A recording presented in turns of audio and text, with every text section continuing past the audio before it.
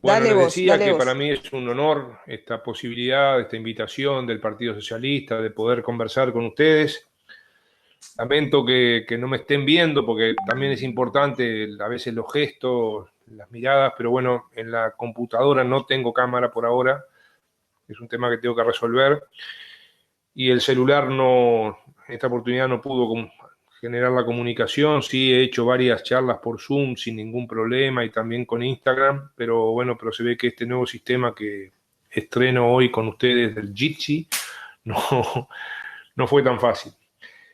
Como les decía, bueno, un honor, muchísimas gracias por la invitación. En particular quiero agradecer a los compañeros con los cuales hemos estado conversando estos días, Yara que me llamó, eh, Álvaro, bueno, el abrazo a Noelia que anda por allí. Permítanme también, ya lo hice un poco en la previa, pero un gran abrazo a Minga Duarte. Eh, Querida Minga, un gran abrazo, un gran placer este reencuentro. Recordar otra vez a Luis Eduardo. Y bueno, y para mí es un honor, como les digo, y en parte haré algunas reflexiones al principio, como habíamos conversado.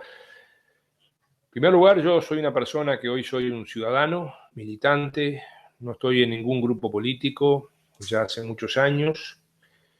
Y bueno, y actualmente estas invitaciones que estoy teniendo, estoy haciendo un par de charlas por semana con distintos sectores del Frente Amplio que me invitan, con departamentales. Hemos conversado con compañeros y compañeras de Canelones, de comités de Montevideo, de Flores, de Maldonado. La semana que viene estaremos con gente de Artigas y de Rivera.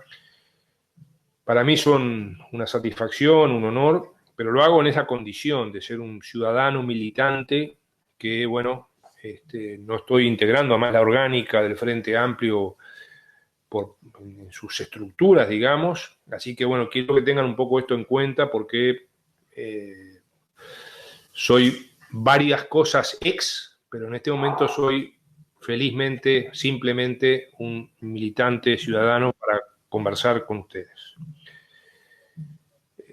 Parto de la base en esta reflexión de algo que es muy obvio: perdimos las elecciones y las perdimos. Y yo creo que a partir de ese hecho y de lo que está sucediendo en el mundo y en América Latina, eh, tengo una opinión. Yo creo que perdimos las elecciones y que Uruguay era un mal ejemplo para quienes históricamente han dominado el mundo, para la derecha, como queramos llamarle, porque este pequeño paisito de 3,5 millones de habitantes, bueno, con 15 años de gobierno del Frente Amplio, 15 años de gobierno de izquierda, progresista, como queramos llamarle, bueno, resulta que era una de las 10 o 20 democracias más completas del mundo. Resulta que este paisito era sexto en el mundo en libertad de expresión. Resulta que este paisito se ubicaba entre los 9 países del mundo con más desarrollo de gobierno electrónico.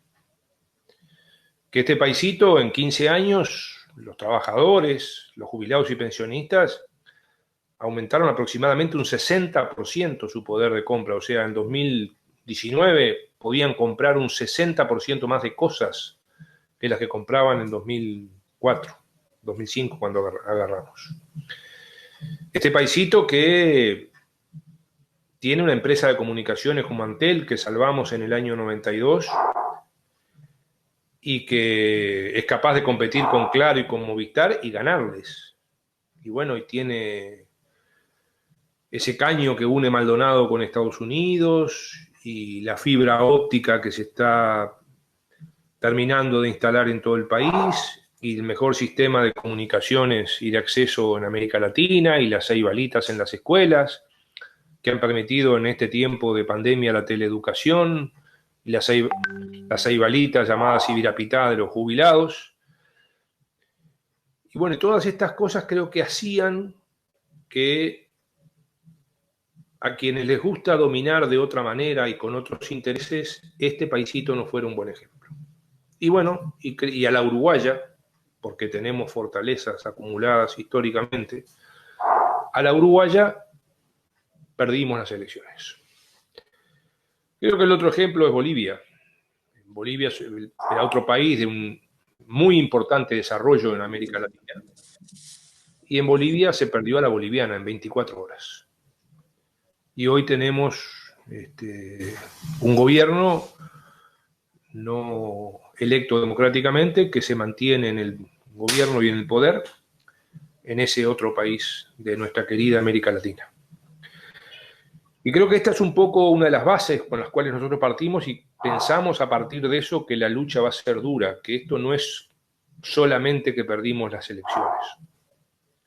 Creo que esto de que Uruguay, para nosotros, es un muy buen ejemplo, porque hicimos mucho y falta mucho por hacer, pero queríamos seguirlo haciendo, más allá de los errores que cometimos, sin duda, era para el mundo y para quienes dominan en el mundo un mal ejemplo.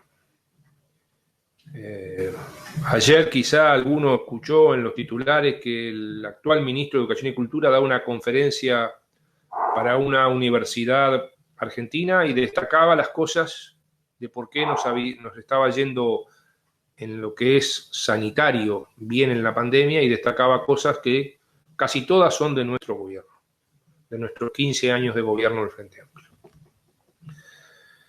Creo que a esto, que es una opinión, reitero, y que abierta a las consideraciones como todas las cosas que voy a decir, se suma una estrategia. Ellos tienen una estrategia y creo que tienen una muy buena estrategia para sus intereses. Hablo de los dirigentes blancos, colorados, del Cabildo, etc. Tienen su estrategia y la van llevando adelante. Y tienen una poderosa forma de comunicación que también la llevan adelante. No solamente con el apoyo que ya presuponíamos de los grandes medios de comunicación, a quienes a su vez se le van a seguir dando otros beneficios cuando cambien la ley de medios o con cosas que ya están haciendo, sino porque ellos también han diseñado una muy buena forma de comunicación. Y creo que en esa estrategia también tenemos que ver un tercer factor, que es la sensibilidad de la gente. Todos estamos muy sensibles. Nosotros estamos muy sensibles, nos cuidamos, tenemos temores, tenemos incertidumbres. Hay cosas que no sabemos qué va a pasar. Y esa sensibilidad tenemos que tener muy en cuenta cuando hablamos con la gente, cuando hablamos con nuestros compañeros y compañeras frente amplistas, pero también cuando hablamos con otros ciudadanos que votaron, a los blancos, a los colorados, a Cabildo Abierto, a quien sea que hayan votado, que dieron lugar a este gobierno. Tenemos que ser muy cuidadosos, en nuestra opinión, con esta sensibilidad que existe. Un cuarto aspecto es el lenguaje. Creo que tenemos que esforzarnos por tener un lenguaje que la gente nos entienda. Hablarle a la gente para que la gente nos entienda. ¿Por qué? Porque creo que estamos en un mundo que se ha despolitizado, que se ha desideologizado, donde tenemos el inmediatismo del lo quiero ya, el consumismo atroz, el individualismo, ese individualismo que a su vez se fomenta, por ejemplo, desde este gobierno, apelando a la libertad individual, a la responsabilidad individual, a la exhortación. Este es el gobierno de la exhortación. De otras cosas las hacen muy ejecutivamente, pero en general apuestan a, bueno, que la gente mande voluntariamente los hijos a la escuela. Y eso de la despolitización, de la desideologización, creo que también es un factor importante que tenemos que tener en cuenta cuando hablamos con la gente. Pongo un ejemplo al respecto. Creo que esa muy buena idea del Frente Amplio, del PIT-CNT, de otras organizaciones, de la renta básica universal. Yo creo que a la gente tenemos que decirle, mire, el Frente Amplio le quiere dar 16.000 pesos por mes a cada uno, porque creo que es muy probable que haya mucha gente que si le hablamos de renta básica universal, tengamos que explicarle qué es lo que eso significa. En Uruguay se sabe lo que es una jubilación, se sabe lo que es una asignación familiar, se sabe lo que es un salario, pero creo que este tipo de conceptos nuevos tenemos que explicarlos con cosas más concretas, más directas. Lo mismo podría decir si En nuestro discurso hablamos de neoliberalismo y no explicamos lo que es, o de otras cuestiones. Por último, creo que hay otro aspecto que son las priorizaciones. Creo que debemos priorizar algunas cosas, porque sin duda en el marco de que ellos tienen una estrategia que están llevando adelante, aumentaron las tarifas y las aumentaron un 11%, un 10%. Aumentaron el IVA y lo aumentaron. Están poniendo en marcha medidas que fomentan la evasión y la informalidad, como lo que está contenido en la ley de urgencia, de no tener que justificar de dónde sale plata para comprar autos o casas, hasta $100.000, o la suspensión que hicieron de la aplicación de los chips a los camiones, que había comenzado nuestro gobierno liderado por el Toto Rossi en el Ministerio de Transporte y nosotros acompañándolo con el apoyo de la Cámara Empresarial, del sindicato, y bueno, lo suspendieron, ya no hay más control y allí hay cientos de millones de dólares de evasión, ya sean derechos laborales para los trabajadores, en impuestos, en combustible, en aduanas, etcétera. Y estas cosas que están haciendo creo que son parte de ese proceso. Esa estrategia que se ve, por ejemplo, en la inteligencia que tuvieron para hacernos discutir el impuesto que ahora suspenden su aplicación a los altos sueldos de los funcionarios públicos. Que más allá de lo que recaudan, que ahora dicen que son 8 millones, significó ponernos a discutir el rol del Estado, el rol de los funcionarios públicos, la importancia de un Estado fuerte, eficiente, eficaz, importante. Pero a veces terminamos discutiendo el sueldo de los funcionarios públicos y no fueron capaces, no solamente de no gravar, de no ponerle impuestos a las grandes riquezas, a las grandes ganancias, a los sectores que hoy están haciendo plata a paladas, porque es cierto que hay sectores que están mal y hay que ayudarlos, y hay empresas que están mal y hay que ayudarlas, pero hay sectores que están haciendo la plata a paladas. Hay sectores que no han parado la actividad, como el agro, la construcción que rápidamente se inició, el sistema financiero, etc.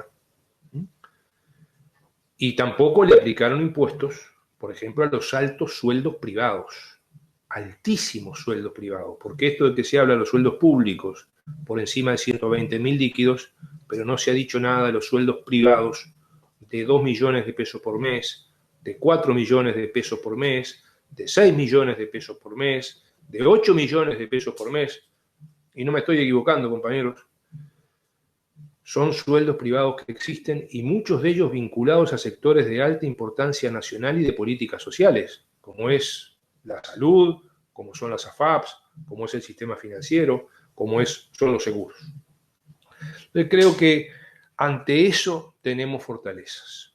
¿Cuáles son nuestras fortalezas? Bueno, primero esto que estamos haciendo, esto que fuimos capaces de inventar, las organizaciones sociales, los frente amplistas, de comunicarnos de esta forma cuando no podemos juntarnos.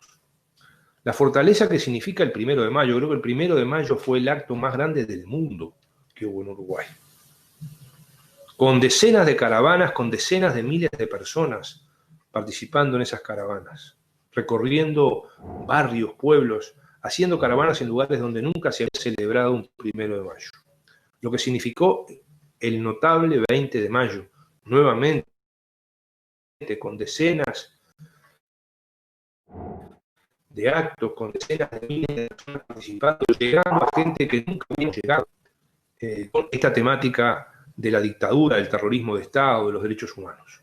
Lo que significó la notable jornada del 4 de junio, del PIT-CNT en contra de la ley de urgencia fundamentalmente, y de los distintos recortes salariales que se están haciendo. Lo que seguramente significará la próxima semana, el 27 de junio, aniversario del golpe de Estado y el inicio de la huelga general. Creo que tenemos la fortaleza del Frente Amplio. Eso que también, creo yo, nos puso en el ojo de quienes veían en este país un mal ejemplo. Un Frente Amplio en un país donde hace más de 20 años que el 40% de la población sistemáticamente vota izquierda, vota progresismo, vota Frente Amplio. Yo creo que no sé si hay otro país en el mundo donde la gente en un sistema democrático el 40% vote una fuerza de izquierda progresista como Uruguay. Recordemos que Lula, cuando gana las elecciones, ha ganado con el 25% de los votos. Por lo tanto, eso es una gran fortaleza del movimiento sindical, una central única. La gran fortaleza de una organización nacional que en esta situación tenemos posibilidades de dar la valla, como dice mi querido Carlos Pasteles, para estar a la talla de estas que va a ser, en nuestra opinión, una lucha muy dura. Nosotros fuimos muy criticados por los dirigentes de los partidos del gobierno actual cuando decíamos que no iba a haber negociación colectiva. Bueno, no está habiendo negociación colectiva. ¿Es solo por la pandemia? No, no es solo por la pandemia. Porque si la construcción está trabajando, podría estar negociando. Sé que lo están haciendo, pero no lo están haciendo en el Ministerio de Trabajo. Si el sector rural está trabajando, nunca dejó de trabajar, podría estar negociando. Y lo mismo otros sectores de actividad. Y no estoy diciendo, por favor, al sector turismo hay que ayudarlo, pero estamos con un gobierno que, como lo han dicho distintos compañeros, el compañero Leskel, el compañero Ferrer y el compañero Álvaro García, es el gobierno que menos está gastando en América Latina en atenuar, en ayudar a bancar esta pandemia. En el grupo de trabajo que me tocó integrar, de técnicos del Frente Amplio, que elaboramos el plan de contingencia para la pandemia, que llevó a que la bancada presentara 7 proyectos de ley que no han sido ni siquiera considerados.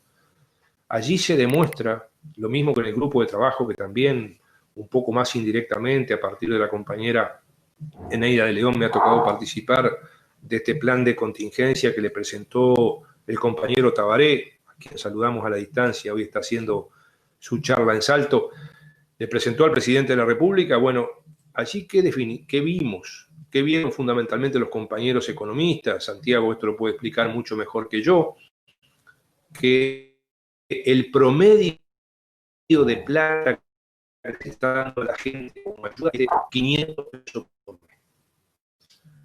Bueno, por eso las ollas populares, a las cuales deben ayudar las ollas, los merenderos, las canastas, ayudar a la gente a bancar el frío. Yo creo que ahí tenemos una gran tarea los frente amplistas. Cómo ayudar a esta gente que se está dando una muestra de solidaridad impresionante. Miren, yo estoy trabajando en eso, estoy colaborando en algo en eso, en distintas ollas, y realmente la cosa está brava, realmente cada vez hay más ollas, en cada olla cada vez hay más gente. Falta organización, falta coordinación, tenemos que ayudar. Allí hay una gran oportunidad de aprender cosas como las que estamos aprendiendo. Y en este marco, la ley de urgencia, con todas las cosas que trae y que seguramente trataremos en el correr de esta charla, donde permítanme simplemente hablar de un par de cosas que yo creo que se ha hablado poco en la ley de urgencia, otras se han hablado más. Una es la correlación entre la reglamentación de la huelga y las nuevas facultades represivas a las movilizaciones sociales. Esa combinación va a ser sin duda muy grave para la movilización, para la lucha.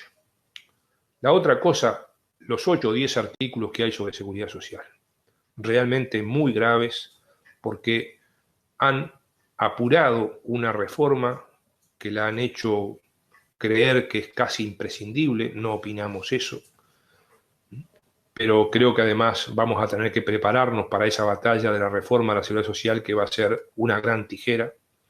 Y lo otro, destaco, por ejemplo, un artículo del compañero Michael Borchardt, que integró el equipo de economía del compañero Danilo Astori, que sabemos que se está recuperando, aunque sigue internado, pero posiblemente en los próximos días podrían darle el alta, y creo que es una buena noticia para todos. El compañero Mijail Borcha hizo un artículo muy interesante sobre la concentración de poder en el Poder Ejecutivo que tiene la ley de urgencia.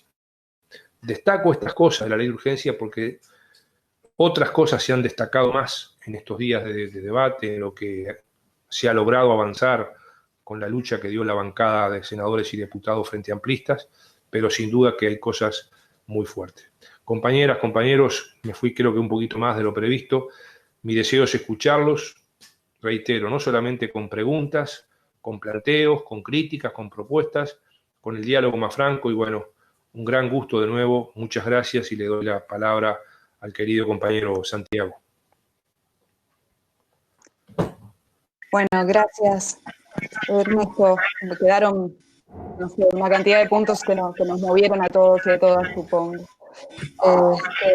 Después tienen 5 minutos más, después de las preguntas, para cerrar. Santi, ¿estás ahí? Buenas, ¿cómo andan? ¿Me escuchan ahí? Sí, se te escucha. Ah, perfecto. Les compartí ahí en la... Deberían estar viendo, en vez de mi imagen, deberían estar viendo, no sé si lo están viendo, la pantalla que les puse, sí. Si uno de ustedes quiere, puede hacer clic arriba de la pantalla y va a ver ahí que me anoté como unos apuntes nada más, que se los pasé también en un enlace digamos, en la barra del chat que tienen abajo en toda la izquierda para que puedan bajársela y tienen ahí el PDF que es un poco la guía de la presentación. Primero, muchas gracias por la invitación, un gusto, un placer, como siempre, compartir. Y bueno, esto de la no presencialidad es una cuestión de que podemos estar en varios lugares, de Muro, si no me equivoco, otros compañeros decían que estaban por Tacuarembó y veo gente de todo el país, así que buenísimo, un gusto poder compartir este espacio. Mi idea, nada más a modo de disparador, había pensado básicamente como las tres cosas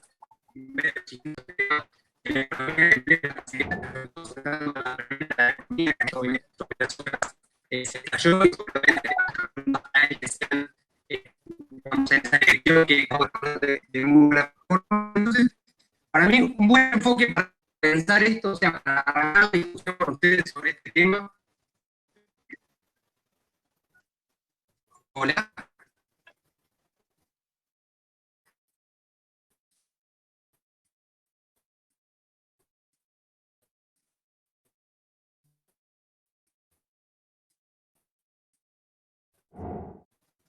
Hay que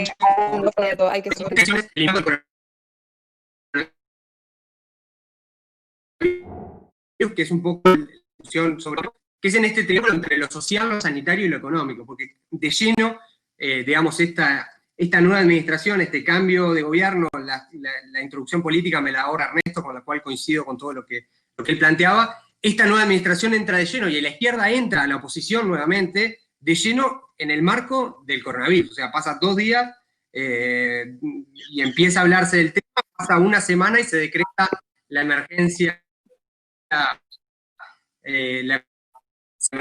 sanitaria. A partir de eso se desintegra, digamos, todo el impacto que tiene sobre digamos, entonces, este tipo de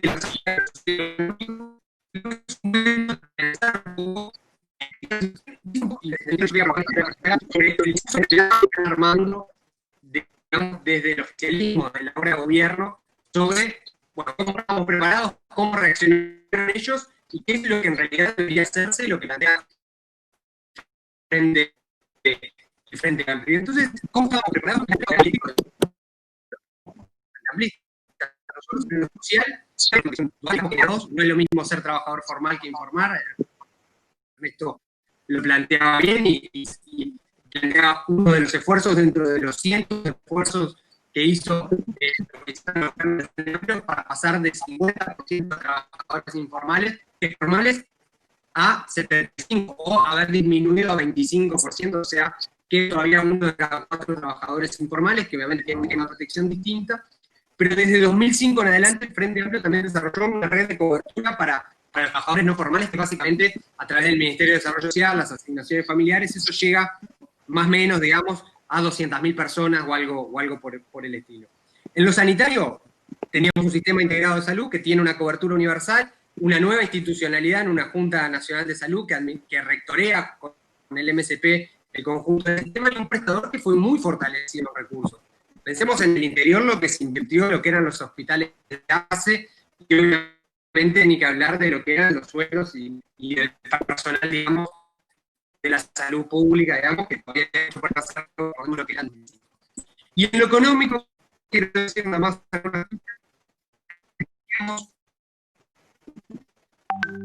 perspectivas de crecimiento económico que era relativamente elevado, pero era posible hacer frente a las obligaciones. Pero en términos, digamos, de los niveles de empleo históricos del lugar, estábamos realmente históricamente altos, tanto en empleos que cotizan a la seguridad social, como en empleo en general, teníamos niveles realmente muy altos.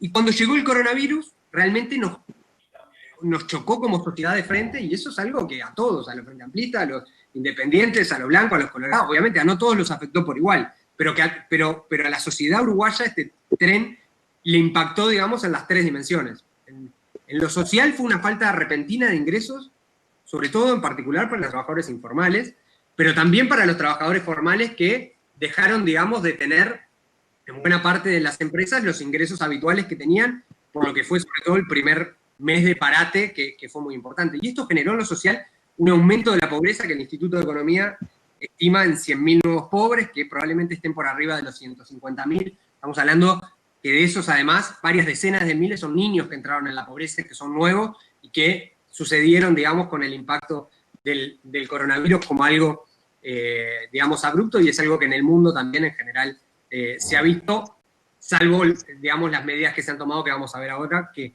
en nuestro caso han sido muy insuficientes y muy avaras, por decirlo de alguna manera.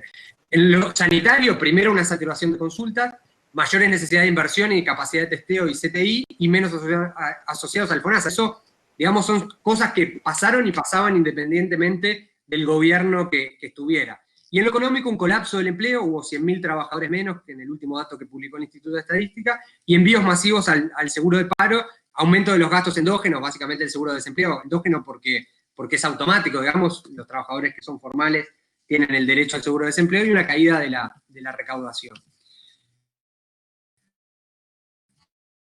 Hasta ahí, digamos, el gobierno. Y bueno, el gobierno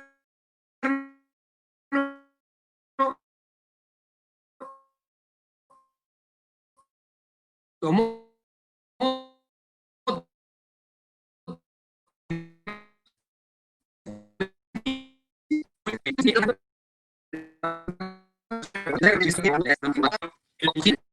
las canastas de los 1.200 famosa, y el aumento del 50% transitorio de la transferencia de Mides por 2 meses, realmente le hace cosquillas al aumento de 100.000 pobres que hubo, no lo toca, no lo rasca, y además, bueno, cualquiera que vaya al supermercado con la inflación además que tuvimos, y en particular en alimentos y bebidas, que está cerca del 20% en los últimos 12 meses, se imaginarán que con un cupón de 1.200 pesos es difícil para la familia, por eso han proliferado el conjunto de ollas populares que todavía subsisten, sobre todo en todo el país, pero en particular, obviamente, en los territorios más fragilizados económicamente.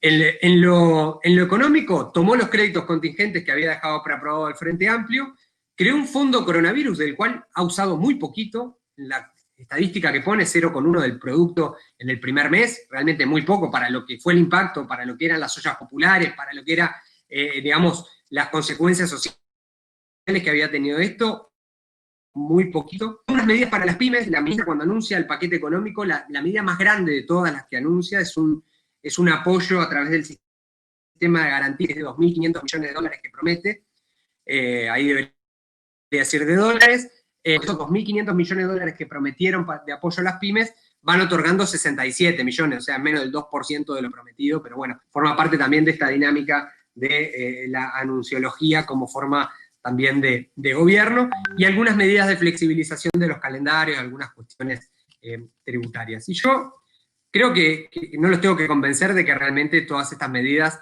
han sido claramente insuficientes, digamos, para lo que fue este tranvía, digamos, que nos embestió en estas tres dimensiones. Pero no quería dejar de señalar 4 mitos muy fuertes que están en el relato multicolor, en esta trenza, digamos, que han tenido, que realmente ha sido muy, muy fuerte, digamos, muy fuerte. Ahora les voy a hablar directamente con la cámara, pero digamos, hemos tenido una presencia casi absoluta, digamos, del discurso oficial, como pocas veces vista, digamos, ¿no? Las cadenas nacionales esas interminables, llamadas conferencias de prensa, más una trenza muy... ¿no? Para mí la típica era la pregunta de, ¿debe estar muy cansado, ministro? Y bueno, sí que tiene que trabajar 12 horas, bueno, como trabajaban todas las autoridades, digamos, o sea, también una cierta actitud que generaba la propia situación inesperada esta de cierta empatía también con el gobierno, más allá de las medidas que tomaba, pero se trataron de instalar fuertemente 4 mitos que para mí son muy importantes desarticular políticamente, y esa era la invitación, como esto era una reflexión también del futuro. La primera, que esto es como el 2002. Yo creo que ese es un mito que no es cierto, porque la respuesta que se pudo dar fue totalmente diferente, y eso fue por las capacidades que teníamos instaladas y la preparación financiera previa. Ustedes piensan que en 2002 Uruguay tuvo que procesar un ajuste fiscal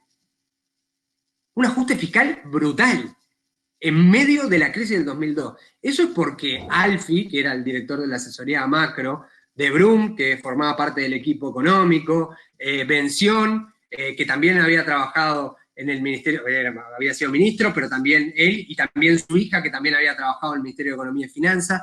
Todo ese equipo, el Dream Team del 2002, no había planificado la posibilidad de tener un shock externo como el que tuvimos en 2002, y a diferencia de lo que este gobierno está pudiendo hacer con parte del mismo equipo, que es aumentar el déficit fiscal, o sea, no solamente no tiene que procesar un ajuste de las dimensiones, no tiene necesidad de tener un ajuste fiscal como se hizo en 2002, sino que puede darse el lujo de tener un déficit fiscal mayor que el que habíamos tenido el año pasado. Están proyectando 6,5 de déficit fiscal, entre otras cosas porque Uruguay tiene una espalda financiera que le permitió trabajar de otra manera esta crisis. Y eso además tiene su correlato en la preparación que teníamos en el sistema de salud, en la educación, ¿no? Plan Ceibal, FONASA, no les voy a hablar de lo que ustedes ya conocen.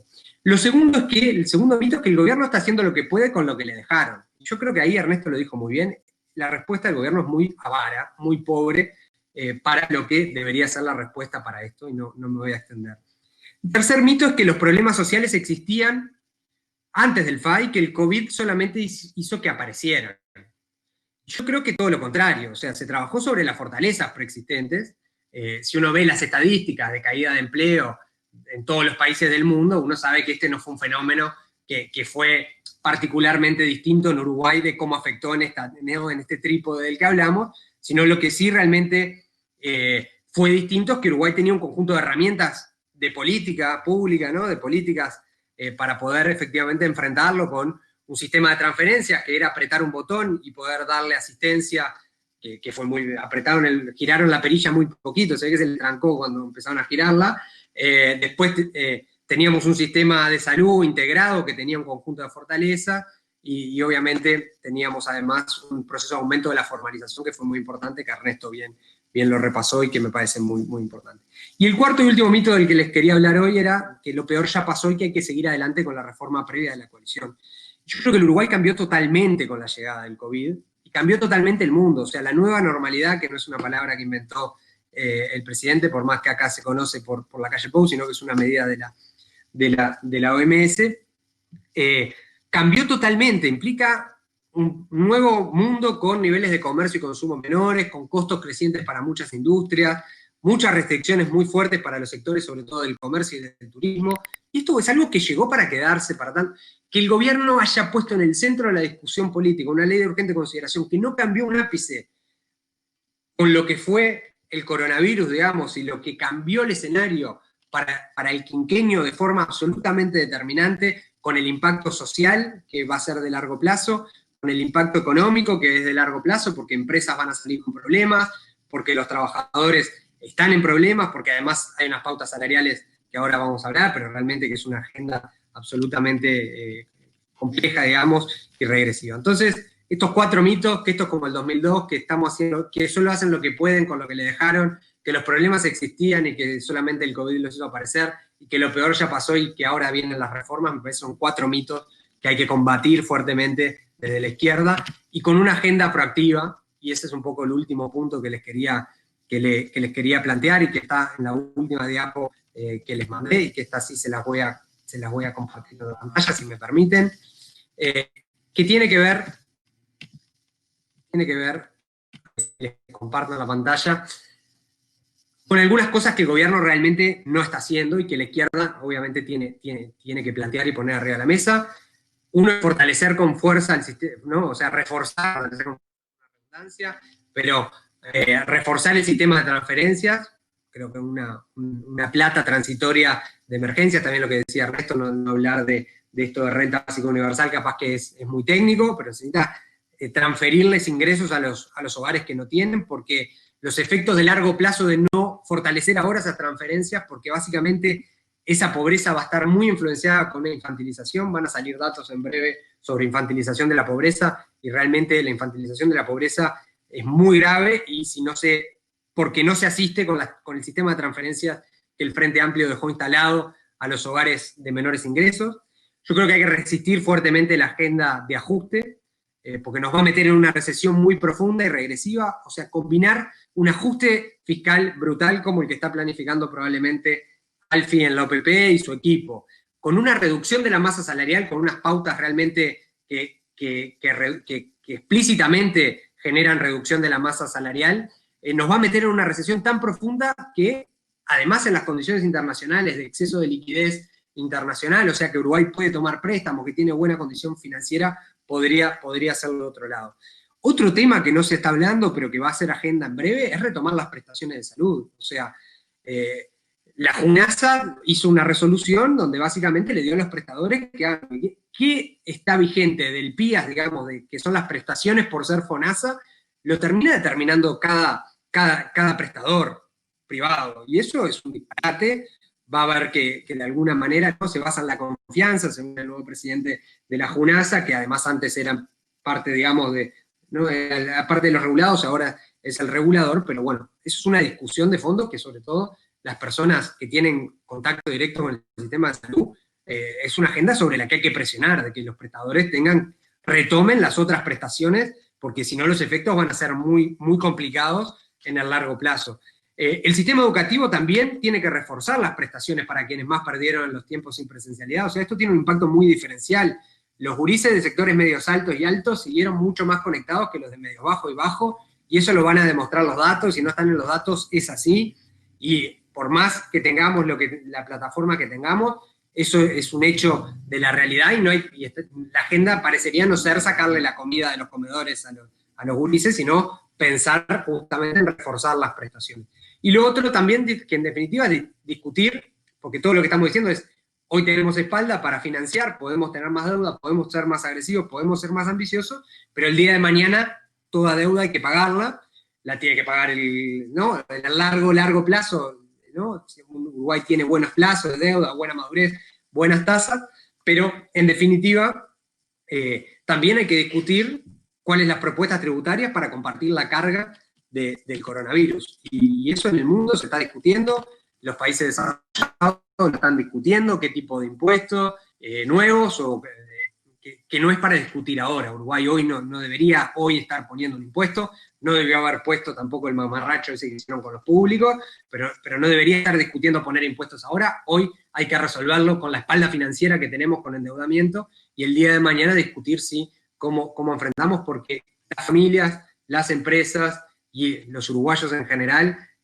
necesitamos en este momento que eso que hemos construido, que el Estado de Bienestar, que el Frente Amplio le heredó a esta administración, despliegue, digamos, todo su potencial para que el impacto económico, social y sanitario de la pandemia no termine cayendo en la espalda de la que terminan siempre, y vayamos, como creo que vamos por el camino que va este gobierno, a un quinquenio de empeoramiento de las condiciones de distribución, empeoramiento del salario y empeoramiento también de las condiciones de vida, y impactos de largo plazo, sobre todo en la pobreza infantil que se está generando, digamos, con los impactos del coronavirus. Perdón, me extendí como 10 minutos más o 5 minutos más y esa era un poco mi presentación inicial.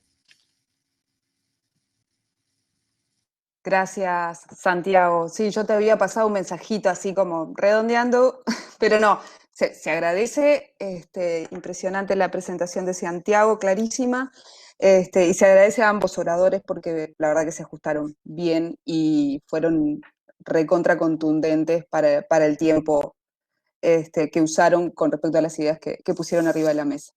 Les pido que se vayan anotando, yo tengo una persona anotada a quien le voy a dar la palabra y bueno, y abrimos el espacio de preguntas. Les recuerdo a los dos oradores que tenemos 5 minutos más después para cada uno. Así que bueno, le paso la palabra a Ernesto del Pino, que es un compañero que se anotó tempranito. Ernesto, ¿estás por ahí?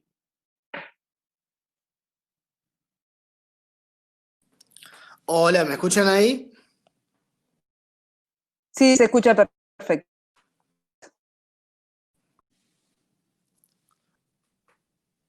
Antes de comenzar, Bien, hacemos el acuerdo a la mejor estilo asamblea de la FUS, 3 minutos con 2 opción a 2 más.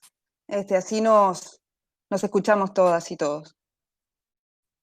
bien, perfecto. Primero que nada, de las presentaciones de Murro y de Sau, se me desprende la duda, la inquietud bueno, en esta situación, en esta coyuntura en la que estábamos, y además con pautas de no consejo de salario para este año, con poca negociación colectiva y con las pautas que hay para la próxima ronda de consejos de salarios, que son realmente bastante magras. ¿Qué estrategias debería de adoptar tanto el movimiento sindical como el Frente Amplio, pensando en la próxima ronda de ir a negociar en estas condiciones tan adversas para el movimiento sindical y también la posición y la postura que tiene que tomar sobre el tema? Esa es la pregunta planteada.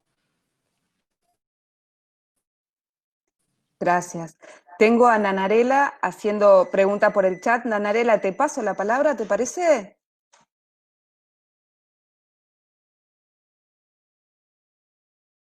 Bueno, sí, no, en realidad la escribí ahí en el chat, un poco, yo participo del movimiento sindical y por eso capaz que es la preocupación que quería transmitirle en cuanto a cómo se viene dando la negociación colectiva, lo que se nos anuncia es que va a haber pérdida salarial y no vamos a tener posibilidades de discutirla tampoco porque se presenta como una disposición del gobierno que no hay demasiadas posibilidades de cambiarla, más allá de las movilizaciones y de las acciones que emprenda el movimiento sindical para tratar de modificar algo de esto. Y más sumado a esto, la prohibición de los piquetes y toda la cuestión de la represión de la protesta que se plantea a través de la LUC, bueno, me parece que vamos a estar en serias dificultades para que realmente se den los consejos de salario y se dé la negociación colectiva, ¿no? Y bueno, un poco era transmitir esta preocupación y ver qué perspectivas, cómo la ven ustedes para el futuro, de cómo piensan que se va a desarrollar esto en los próximos años de gobierno, ¿no? Gracias, Nanarela. Javier Guedes.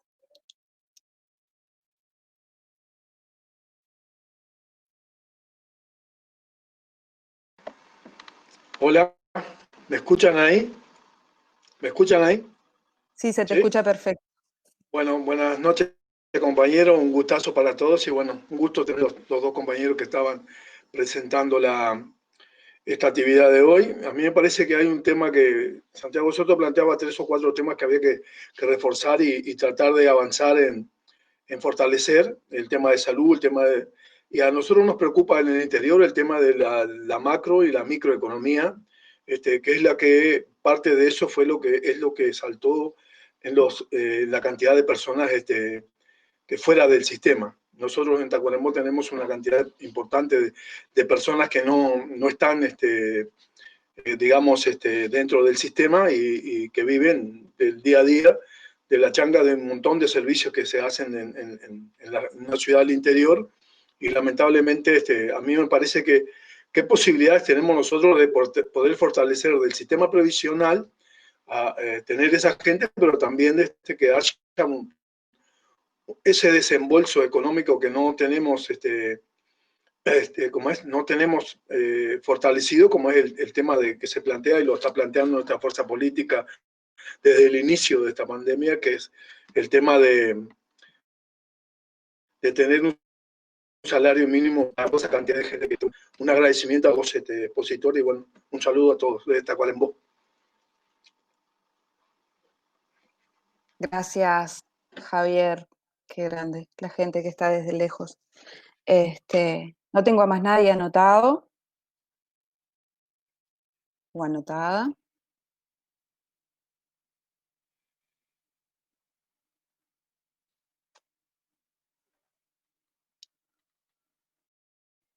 Bien, si no tengo a más nadie, le paso la palabra a los dos expositores.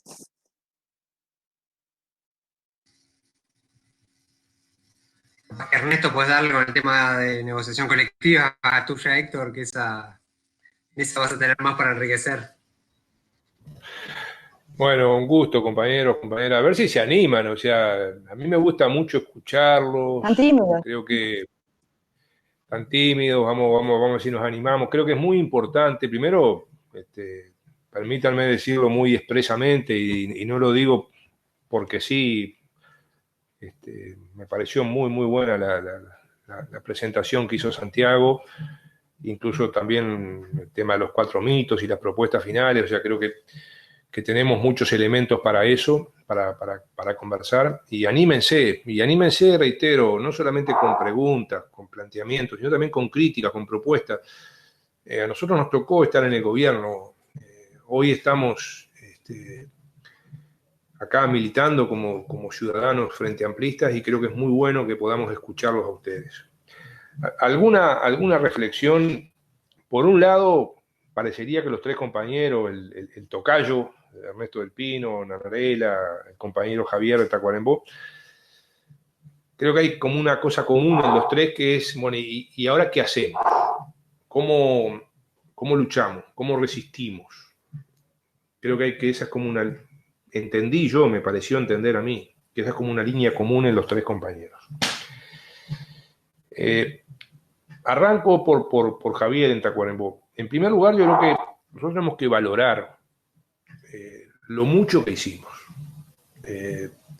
Lo mucho que hicimos y lo mucho que faltó por hacer. Las 2 cosas. Porque si no valoramos lo mucho que hicimos,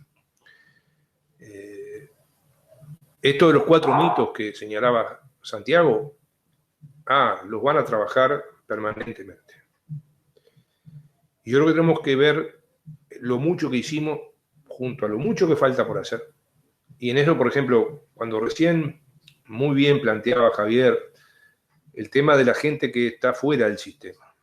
Ahora, compañeras, compañeros, en 15 años, en un país de 3,5 millones de habitantes, en un país de 1.600.000 personas trabajando, promedialmente, incluimos en la seguridad social 500.000 personas. O sea, reitero, en un país de 1.600.000 personas trabajando, formales e informales, incluimos en 15 años, en realidad hicimos en los primeros 10, 1.000 personas en la seguridad social. 80.000 empresas más, llegamos a 270.000 empresas en el EPS. Ese es un hecho notable. En el mundo nos preguntan cómo hicimos para haber incorporado tanta gente a la seguridad social, con derechos además. Porque esa gente se incorporó y también tenemos 90.000 personas jubiladas más, entre ellas 60.000 mujeres que 30.000 nunca se hubieran jubilado si no hubiera sido por nuestra ley del 2009, esa que reconoce un año de trabajo por hijo. Hoy todos sabemos, porque salen los informativos deportivos, que los futbolistas y los basquetbolistas y los entrenadores y los jugadores y los cancheros y los masajistas tienen seguro de paro. Y la gente del turf tuvo en seguro de paro. Bueno, eso existe en Uruguay hace solo 11 años. Antes no tenían seguro de paro. Antes no tenían sistema de salud. Solamente algunos jugadores de 2 o 3 cuadros de primera división de fútbol tenían mutualista por acuerdo entre los clubes y las mutualistas. Hoy tienen todos los jugadores de la A y de la B, o del Metro y de la Liga del básquetbol, y toda su familia. Entonces, eso que hicimos, cuando se habla hoy que el gobierno le está dando una ayudita a los monotributistas, el monotributo lo creamos nosotros. Las 45.000 personas que son monotributistas en Uruguay son a partir de la creación de monotributo que hicimos en la reforma tributaria, porque lo que había antes de monotributo era casi inexistente. Yo creo que tenemos que hablar de estas cosas. Bueno, la evasión, eso que explicaba muy bien Santiago en su presentación, que bajamos del 40% al 24% según el Instituto de Estadística, del 40% al 17% según BPS, pero sin considerar el sector rural, por tanto son cifras concordantes. Somos el país más formal de América Latina, pero ya se empezó a desformalizar, y uso esta palabra desformalizar, que es más grave que informal, porque es cuando se toman medidas para que la cosa sea menos formal. Puse el ejemplo del chip de los camiones, pongo el ejemplo de la plata que no hay que justificar hasta $100.000 para comprar un auto, una casa, un apartamento o un campo, y podríamos seguir con otros ejemplos de fomento de la desformalización de la gente. Y tenemos gente que no estaba integrada al sistema, sabíamos, nunca ocultamos los datos, pero recordemos, hasta el 2005, en Uruguay no se podía informar cuánta gente había en el seguro de paro. Reitero, compañeros, yo era director del EPS por los trabajadores y a partir de 2005 asumí la presidencia. Hasta ese momento no se podía informar en Uruguay cuánta gente había en seguro de paro. Ahora lo sabemos día a día y con detalle. Es tanto así que el Banco Mundial nos mandó una nota de reconocimiento, me mandó una nota de reconocimiento porque por primera vez el BPS abría su información a la población. Y en esto también, y esto tiene que ver con los mitos que planteaba Santiago, por ejemplo, nos están haciendo creer como que las 200.000 personas que están en seguro de paro, están en seguro de paro por los decretos que hizo el nuevo gobierno. No, no es cierto. Por los decretos que hizo el nuevo gobierno, de esos 200.000, hay en seguro de paro entre un 15 y un 25%. Cifra que no podemos precisar porque todavía no ha dado el gobierno la información precisa, pero está entre el 15 y el 20%, 25% quizá como excepción. Es una cifra importante, sin duda. Nosotros apoyamos los decretos que hizo este gobierno actual para ampliar el seguro de paro. Pero no es que los 200.000, como tratan de hacer creer en su publicidad, gracias a la ley de medios que van a cambiar para empeorar, que tratan de hacer creer que la gente que está en seguro de paro está por ello. No, está, entre otras cosas, la gente en seguro de paro por todas esas cosas de formalización que hicimos antes. Porque extendimos el seguro de paro a otros sectores. Las trabajadoras domésticas no tenían derecho al seguro de paro, los trabajadores rurales no tenían derecho al seguro de paro.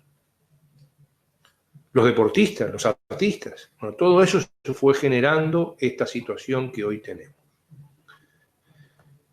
Lo que nos quieren hacer creer respecto a, por ejemplo, cuando nos quisieron hacer creer que la Asociación Rural y la Federación Rural iban a donar $100 millones al fondo de la pandemia, o cuando nos quisieron hacer creer que estaban ahorrando ahora $250 millones con UPM. Todas esas cosas que nos quisieron hacer creer.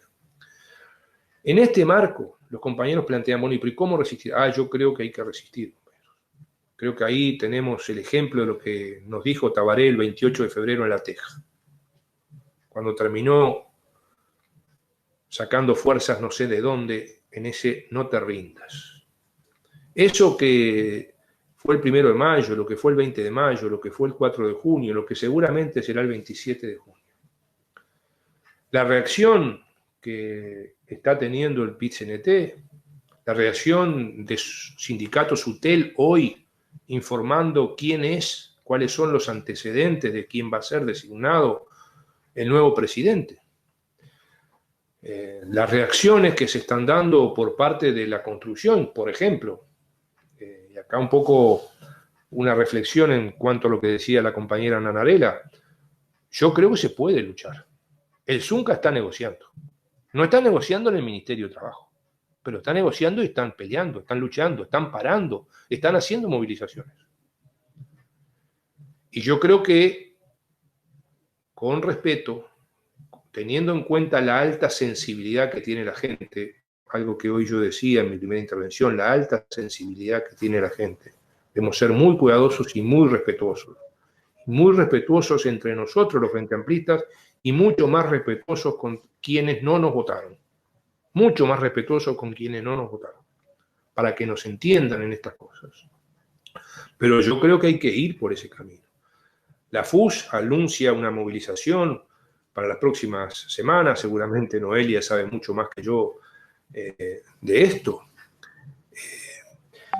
Creo que una cosa es la pauta que han puesto, que no es negociación, y que es una grave pérdida de salario. Porque, mire, perdónenme que me extienda un poquito en esto, pero ¿qué plantean ellos? Primero, el 1 de julio ahora, dentro de 15 días, se va a dar el correctivo anterior, el correctivo de los convenios nuestros, de nuestra séptima ronda. Pero el 1 de julio, que debía haber, además del correctivo, que es el que empata el aumento que hubo de los salarios y el aumento que hubo de los precios, además de eso, el 1 de julio tenía que haber un aumento de salario. No va a haber. Luego se dice, habrá el 1 de enero o el 1 de abril. ¿Cuánto? 3%. A esa altura ya nos comimos toda la inflación de este 2020, que seguramente será bastante superior a las inflaciones anteriores, más del 10% sin duda. Y será solo un 3% en enero o en abril. Y después darían un correctivo a mediados del 2021, pero a ese correctivo le van a descontar lo que haya caído la producción de la economía uruguaya, el Producto Bruto Interno. Por tanto, va a haber una pérdida de 4, 5, 6 puntos. En 12 meses, una pérdida de 4, 5, 6 puntos es histórico, lamentable. Es gravísimo y esto va a afectar sensiblemente. Yo creo que ahí tenemos una prioridad que creo que no se le ha dado la importancia suficiente, que es la situación de los jubilados y pensionistas.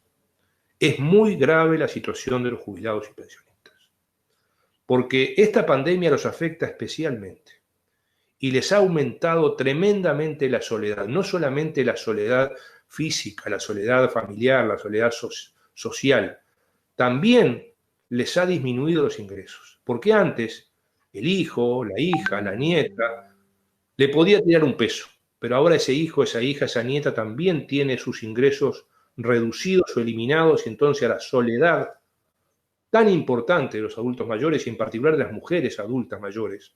Fíjense ustedes que en algunos países ya han creado el Ministerio de la Soledad para atender estas situaciones. Se agrega a esta situación de la pandemia con un doble efecto en los jubilados y pensionistas. Yo creo que ahí tenemos que dar una gran prioridad en el Frente Amplio, en el PIT-CNT, para ayudar a la Organización Nacional de Jubilados y Pensionistas y a cada una de sus asociaciones en una lucha muy dura, muy difícil.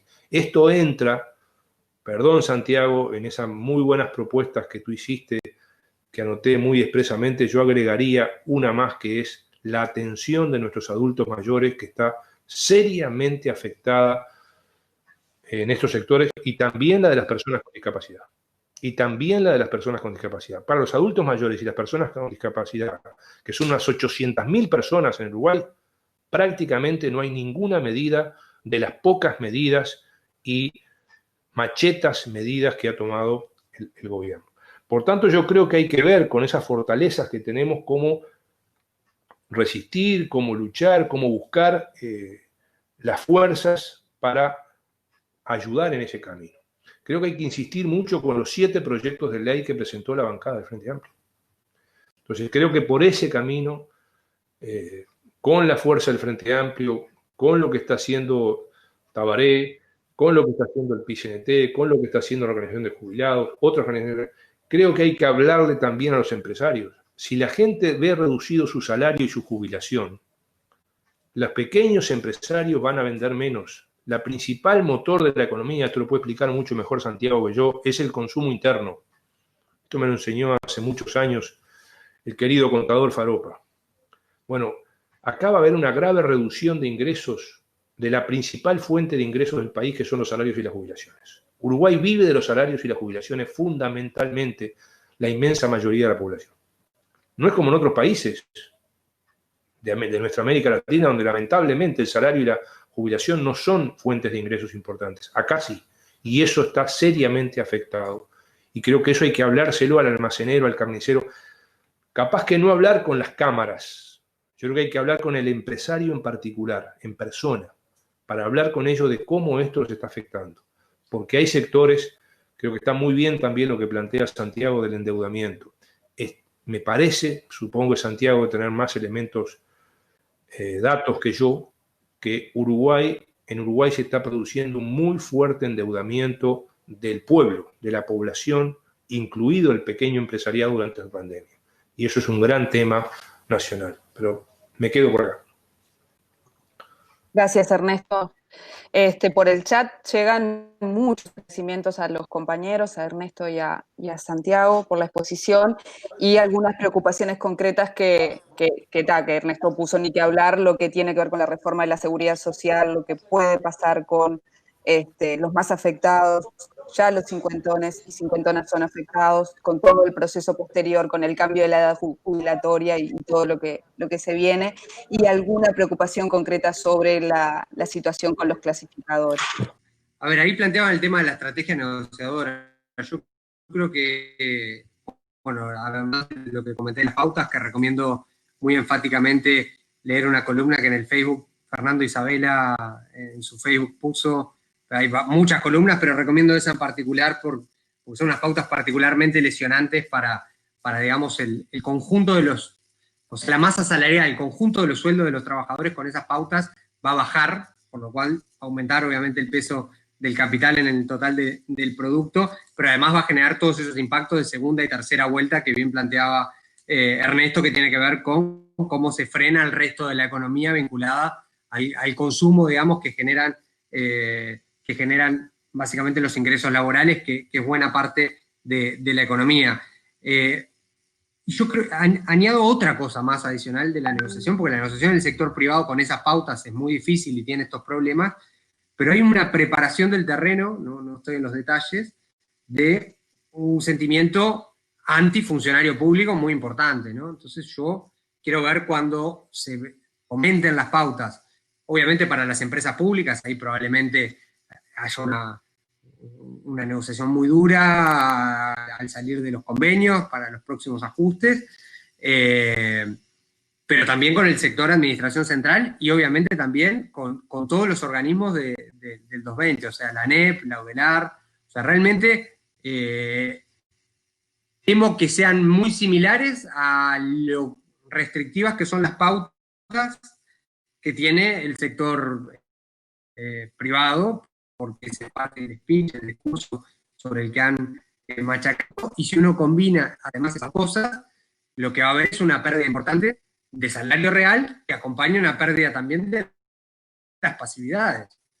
O sea, el tirano lleva para abajo a los dos, lo cual va a meternos en o sea, van a cerrarle linda las cuentas a Alfie cuando termine, pero nos van a cerrar mal a todo el resto de nosotros, e insisto, nos va a meter en un dolor necesario en este momento, dado que tenemos tiempo para procesar de otra manera estas cosas, también del lado de los ingresos de los funcionarios públicos, donde el grueso de la masa salarial está en todo lo que tiene que ver justamente con los servicios más básicos, educación, salud, más que los ministerios que sellan cosas que en general es lo que uno tiene en la cabeza como funcionarios públicos, pero los funcionarios públicos en general son más eso. Entonces, el poder negociador del sector privado y la unificación con el poder negociador también del sector público, creo que más que nunca van a ir de la mano en este contexto con un gobierno poder salir muchas, porque el nivel de deuda que tienen, o no van a acceder al crédito, las que acceden al crédito no van a poder pagarlo en el corto plazo. Reducción de salarios y reducción de pasividades, y bueno, nos vamos a meter en un pozo muy importante. La profundidad del pozo creo que depende en buena parte de cómo actúa la izquierda, digamos, en este contexto. La izquierda en un sentido más amplio, somos nosotros, las fuerzas sociales, y simplemente quienes tienen intereses, digamos, que defender en este contexto, que son muchos, y que, insisto, es una mirada miope que en particular tiene este equipo económico, y en particular Alfi, de mirar el cortísimo plazo y mirarlo todo resumido en una variable, y que creo yo que el mayor riesgo es que nos metan, digamos, en un abismo que después, una vez que hay una cosa en economía que se llama trampas de pobreza, que los uruguayos lo conocemos antes que lo estudiaran los economistas, porque en 2002 conocimos lo que eran los casos de que el que cae en la pobreza, que cuánto cuesta recuperarse. Y nos llevó casi una década en muchas variables llegar a los niveles que teníamos en el 98, antes que empezara la crisis que no previeron, digamos, en 2002 el actual equipo económico.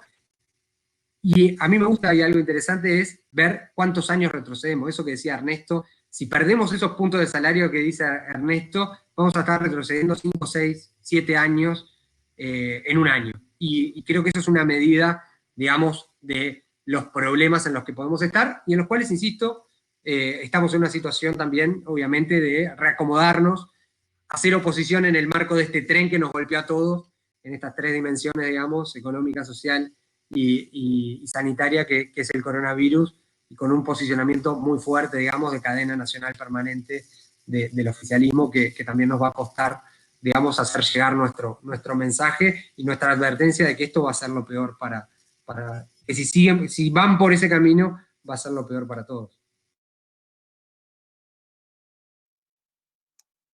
Bueno, muchas gracias, Santiago. ¿Terminaste o se te cortó? No, terminé y puse mudo. Muchas gracias. No tengo a más nadie anotado. Tomo, antes de despedirnos y volver a agradecer de ser parte de este espacio, de esta preciosa reunión, tomo las últimas palabras de Santiago y algunas ideas que puso arriba de la mesa Ernesto, de esto, ¿no? Del enorme desafío que tenemos como militantes, de saber que somos oposición, de que vamos a retroceder y de que tenemos que jugar en el territorio mano a mano con todos y todos los uruguayos, los frente amplistas y los que votaron la coalición, en este momento de enorme sensibilidad y con el lenguaje pertinente, que eso es todo un aprendizaje, porque eso que le llaman la sensibilidad de izquierda y algunas ideas que nosotros pensábamos que estaban matrizadas en la gente, no, hay que empezar explicando del cero el por qué. Entonces, nada, tenemos un larguísimo camino, así que arriba, compañeros y compañeras, ha sido todo un gusto, no hemos bajado de 50 compañeros, hemos llegado a cerca de 70, así que ha sido una reunión preciosa. Muchas gracias a los organizadores y muchísimas gracias a los dos oradores. Abrazo gigante.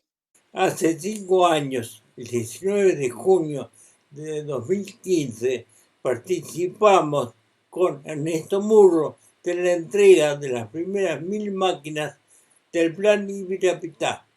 ¿Por qué nosotros hacemos las videoconferencias con Jitsi y no usamos Zoom? Simplemente por la diferencia fundamental de que Jitsi es software libre y muchas iniciativas del gobierno del Frente fueron posibles gracias al software libre. Cuando uno habla de software libre, no solo habla de que es más barato, que lo es, sino que habla de que tienen la libertad, y esto es lo más importante, de estudiar el código fuente. A diferencia de Zoom, que es privativo y el código fuente es secreto, el código fuente de Jitsi está disponible para que todos lo estudien y lo mejoren. Por otra parte, el software libre sirve también inclusive a los usuarios de software privativo, Si no existiera el ente testigo, que es Jitsi, Zoom sería mucho más caro. Y no lo paga el usuario, el que se conecta a la videoconferencia, lo pagan los organizadores. En cambio, Jitsi, que es libre, también es gratis.